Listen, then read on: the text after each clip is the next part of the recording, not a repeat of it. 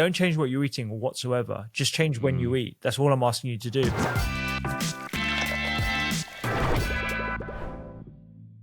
I tend to practice time-restricted eating or time-restricted feeding. So I don't have my breakfast before 9:30 a.m. most days. So I'll drive to the studio and I have it here.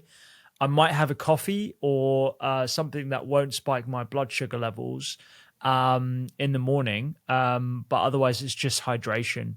And that works really well for me because that basically enables me to eat in a rough 10-hour window, for which there are some studies that demonstrate a benefit.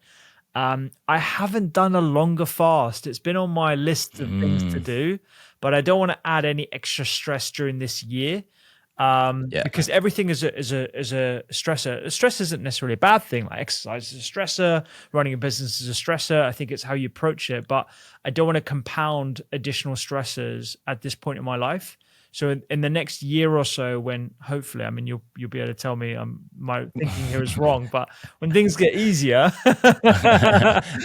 until number 2 comes along, and then it magnifies. It might be a little bit easier. When things get easier, I want to experiment with a 24-hour fast, and see how I feel.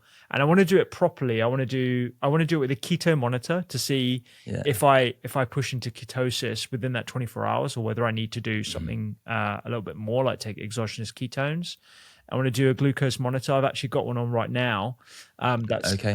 I do it once a year, like for 2 weeks, just to see like how I'm responding to my general diet, and I'm responding really well actually this time. And I also, if I'm going to be doing it regularly, I'd probably want to make sure that it's not impacting my muscle mass.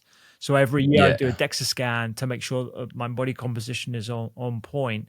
And if I'm going to do like a regular fast every month, let's say for 24 hours, I want to make sure that I'm not losing muscle bulk anywhere on my body, because that's not that's not a great stat for longevity. I meet a lot of people over here who do long, like 5-day water fast and things. Oh, wow.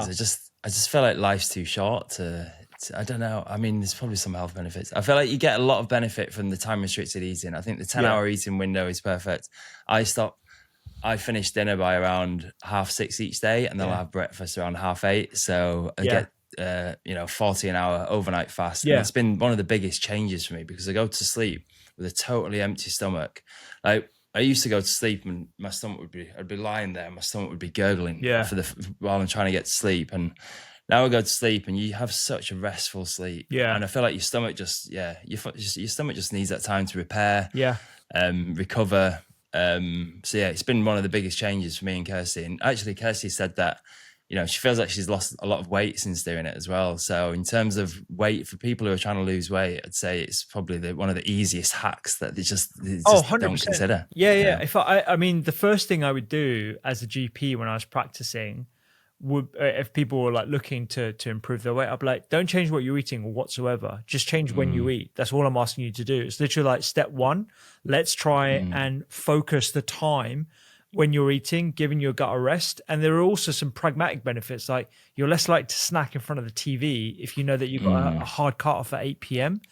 And the sleep benefits are incredible, because there are studies that show this. Like, there was a study I was reading the other day about how a high carb meal, even if it was higher GI, if it was 4 hours before bedtime, that actually led to an improvement in sleep quality compared to the low GI as well. So there is some scanty benefit of like having most of your carbs as your evening meal, but as long as it's 4 hours before your bedtime. Anecdotally, like when I have an early meal, I don't drink alcohol at all. My sleep scores are like through the roof. I feel a lot more refreshed the next day. And by improving your sleep, you will improve the ratio of your leptin and ghrelin, which are your hunger hormones. Ghrelin leads you to be hungrier. Leptin is your satiety hormone.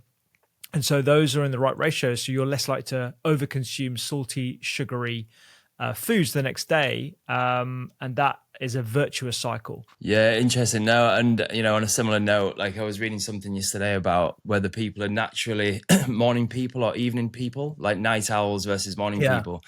And there's been some research recently around the fact that people who are morning people live longer. You have a 10% reduced risk of dying early if you're a morning person.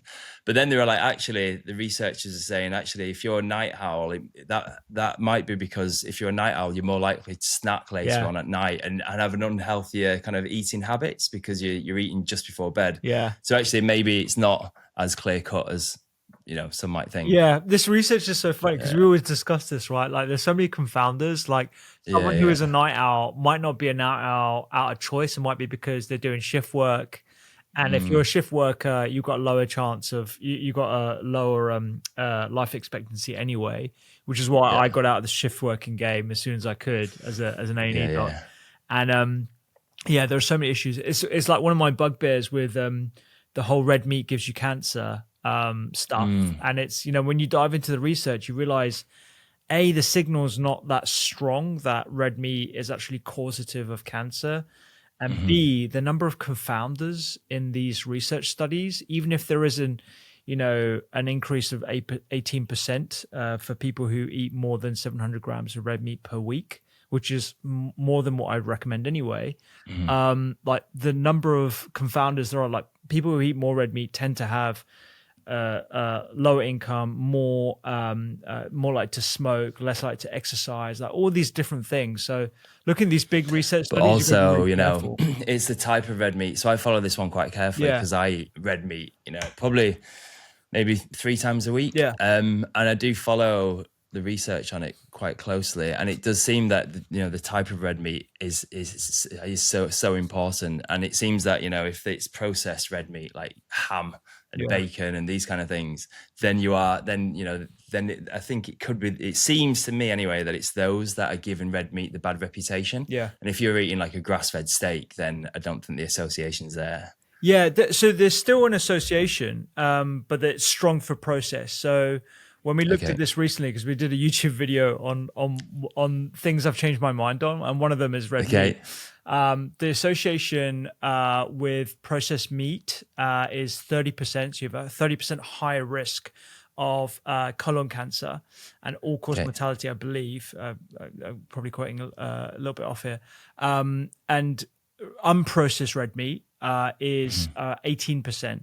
But even within unprocessed red meat, you've got so much variety. You've got like a lean venison, which is like next to no saturated fat in, and you've got a ribeye or a Wagyu, which is like, you know, 15 grams of saturated fat. So how on earth can you pass those two things as the same category? It doesn't make any sense. So like even if there is, and also it's in the, you know, also it's in the context of your broader diet as well. Exactly.